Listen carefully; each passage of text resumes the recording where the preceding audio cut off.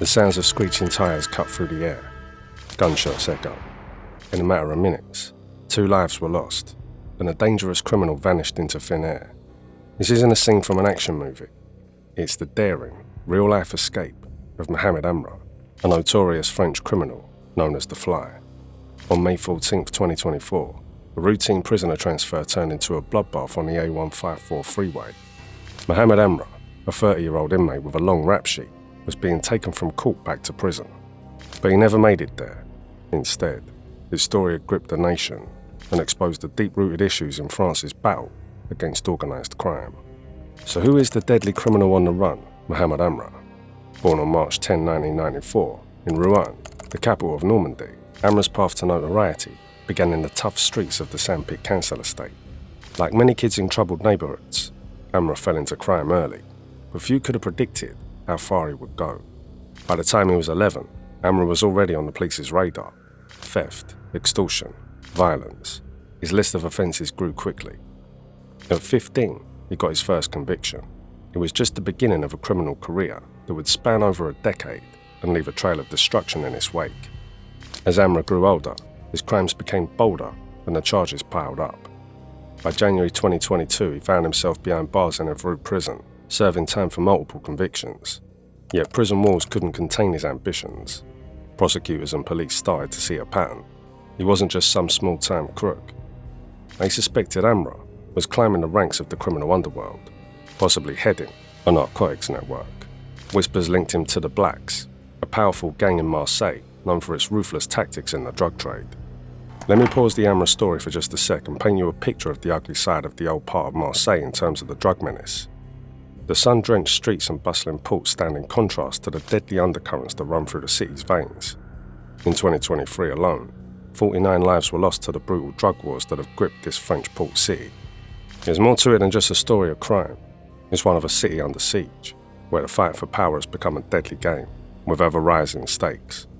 At the centre of this chaos are 2 dominant cartels, which are powerful, organised entities battling for control over one of the most lucrative drug markets in France. The drug trade in Marseille is a billion-euro industry, with some dealing spots raking in between 25,000 and 90,000 euros each day. The stakes are high, and so are the casualties. In neighbourhoods like Le Marronnier, drug prices are openly displayed like a restaurant menu, highlighting the brazen nature of the trade that has seeped into every corner of the city. But the violence doesn't just touch those involved in the drug trade, it spills over, claiming innocent lives and spreading fear among the residents. In September last year, a 24-year-old woman named Sakina became the 3rd civilian this year to be killed by a stray bullet in her own home. Her death just shows that the conflict extends far beyond the criminals themselves, affecting the fabric of the community.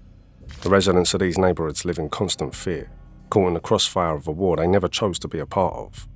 The violence is not only a result of gang rivalries, but also a symptom of deeper societal issues. Marseille's northern districts, known as cités, are vast neglected apartment complexes where poverty, unemployment, and a lack of opportunities are the norm. These areas have been abandoned by the state, leaving the young people who live there with few choices. For many, the allure of quick money from drug trafficking is too strong to resist. This is a generation that has grown up without hope, and for them, the gangs offer a sense of belonging and purpose that they can't find elsewhere. The situation is made worse by the breakdown of trust between the police and the community. Before 2007, Marseille benefited from police à proximité, a form of community policing that fostered dialogue and understanding. But since its abolition, the relationship between the police and the youth has deteriorated, leading to a cycle of repression and violence. Without meaningful interaction, the police are seen as an occupying force rather than a source of protection, further fueling animosity and resentment. As the bodies continue to pile up, the question arises, is there any hope for Marseille? How long can the city endure this relentless violence? And what will it take to break the cycle of fear and bloodshed? Some, like social worker Mohamed Ben Madour and lawyer Mathieu Croiset, are fighting back. Croiset is building a case against the French state, arguing that the neglect of these neighbourhoods constitutes a violation of human rights. He's using a special emergency procedure called Referé Liberté, which, if successful, could force the government to take immediate action to curb the violence. It's a legal battle that draws a parallel to a similar case on the island of Réunion, where the state was forced to act against shark attacks. Here, the sharks are not in the water, but on the streets, and the stakes are life and death. Now, back to Amra. One of his lawyers, Hugues Vigier, claimed that his perception of his client was someone that was perfectly normal, someone whose actions didn't match the image of a hardened criminal mastermind. Nonetheless, the justice system wasn't taking any chances. Despite not being classified as a high-risk inmate, Amra's transport always required heavy security. In May 2024, Amra's criminal journey took another turn. He was found guilty of a string of burglaries from 2019.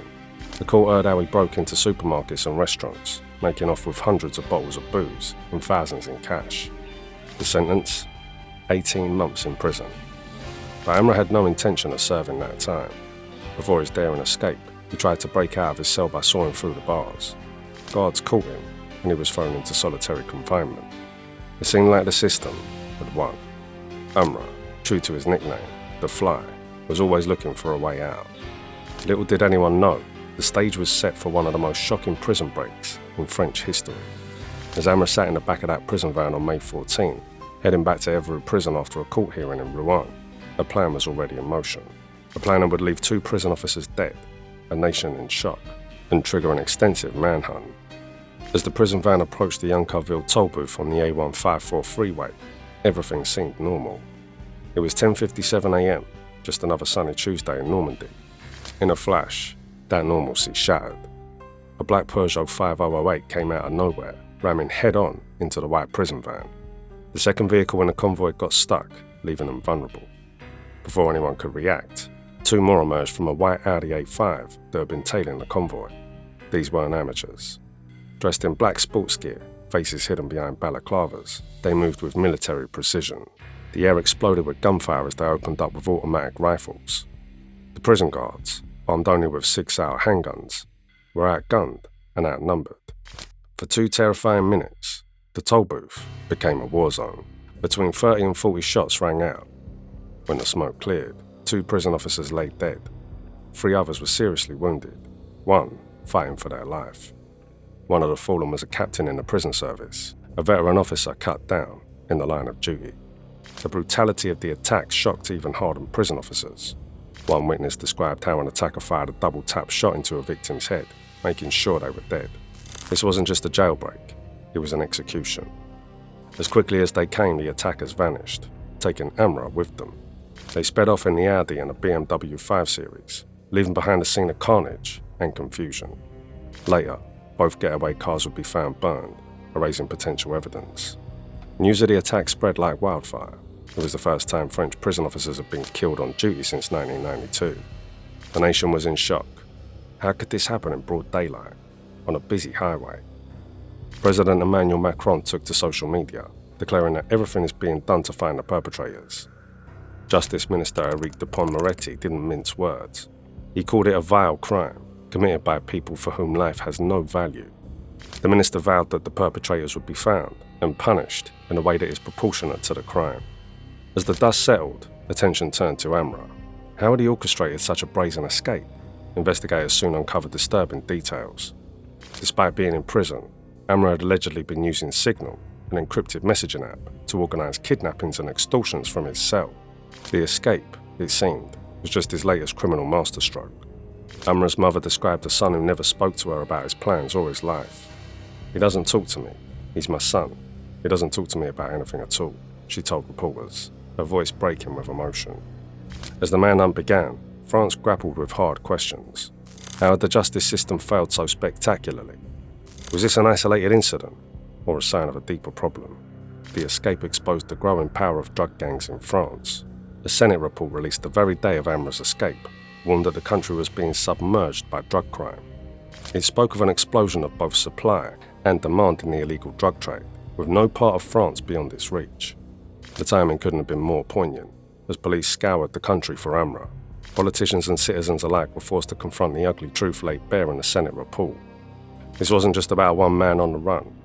It was about a nation grappling with a crisis that threatened the very fabric of French society. The report, the result of 6 months of intense investigation, painted a grim picture. Senators had conducted 158 hearings, speaking to a wide range of experts, investigators, magistrates, academics, journalists, lawyers, and even representatives from social housing organisations. They had visited hotspots like Marseille and Le Havre, and even travelled to Antwerp in Belgium to understand the scope of the problem. What they found was alarming. Drug trafficking wasn't just a criminal issue, it was infiltrating every aspect of French life. The senators used a powerful metaphor to describe the situation. Like an inexorably rising tide, drug trafficking always seems to find a way to infiltrate. The numbers were staggering. Despite having some of Europe's strictest drug laws, France had the highest rate of cannabis consumption on the continent. It ranked third in cocaine use. In 2017 alone, 67,500 people were convicted of drug possession, but these figures only scratched the surface of a much deeper problem.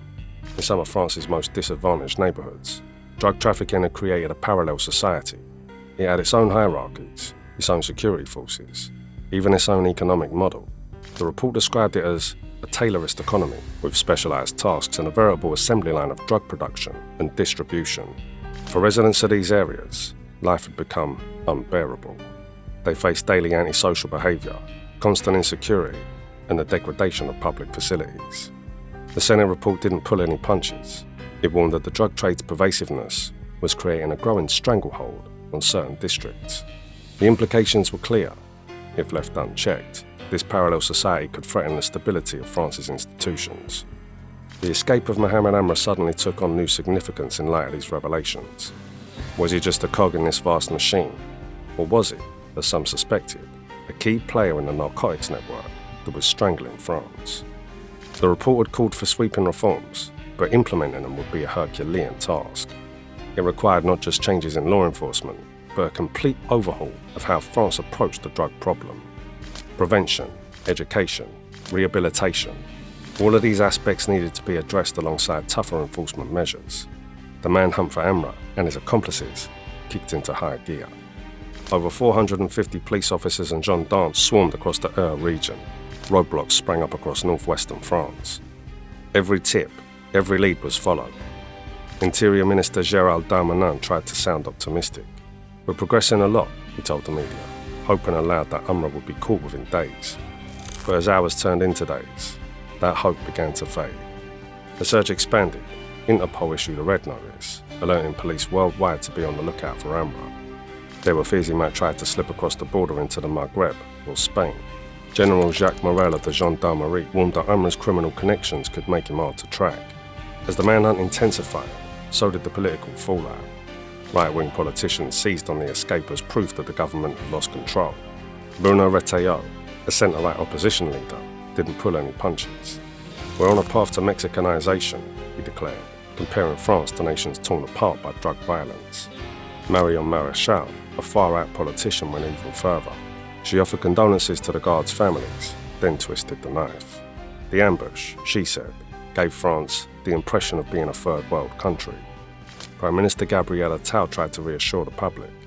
"They'll pay for what they've done," he vowed, promising that no stone will be left unturned in the search for Amra and his accomplices.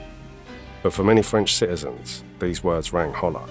The lives of ordinary French citizens continued, albeit with an undercurrent of unease. Parents worried about their children falling prey to drug dealers. Business owners in affected areas saw their livelihoods threatened. The sense of security that many had taken for granted was eroding. The escape laid bare the deep-rooted issues in France's fight against organised crime. Nicolas Besson, a prosecutor in Marseille, dropped a bombshell on national TV. Drug gangs, he said, had become so rich and powerful that they were successfully infiltrating the court system in Marseille, corrupting civil servants. This wasn't just about one man's escape anymore. It was about a system under siege. As days turned into weeks, the manhunt for Amra continued. Every sighting, every rumour sent police scrambling. But the fly remained elusive, slipping through the net time and time again. The escape had far-reaching consequences. It forced France to confront uncomfortable truths about its justice system, its prisons, and its ongoing struggle with organised crime. The two fallen prison officers became symbols of a system under strain, their deaths a stark reminder of the risks faced by those on the front lines. For the families of the victims, the pain was personal and profound. One of the slain officers left behind a wife and 2 children who were about to celebrate their 21st birthday. The other officer's wife was 5 months pregnant, now facing the prospect of raising their child alone. One widow, her voice trembling with emotion, spoke to reporters outside her home. "My husband died doing his duty," she said. "But what duty do we owe to a system that lets monsters like Amra roam free?" As the search for Amra stretched on, more questions continued to come in thick and fast. How had he managed to plan such an elaborate escape? Who were his accomplices? And perhaps most importantly, where was he now? Conspiracy theories flourished. Some speculated that Amra had fled the country, using his criminal connections to find safe haven abroad. Others believed he was still in France, hiding in plain sight, protected by a network of loyal associates. Some insisted he had fled the country entirely, perhaps to North Africa or the Middle East. The truth, as always, remained elusive. But one thing was clear. Mohamed Amra, the Fly, had transformed from a local criminal into a national symbol.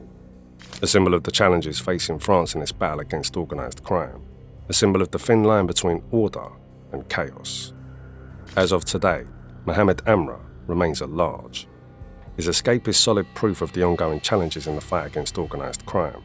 It's a story of violence, corruption, and a system pushed to its limits. But it's also a story of resilience, of a nation determined to bring a dangerous fugitive to justice. The hunt for the Fly continues, and as it does, France grapples with difficult questions about its future. Can the tide of drug-related violence be turned back? Can trust in the justice system be restored? And will Mohamed Amra ever face justice for his crimes? Only time will tell, but one thing is certain.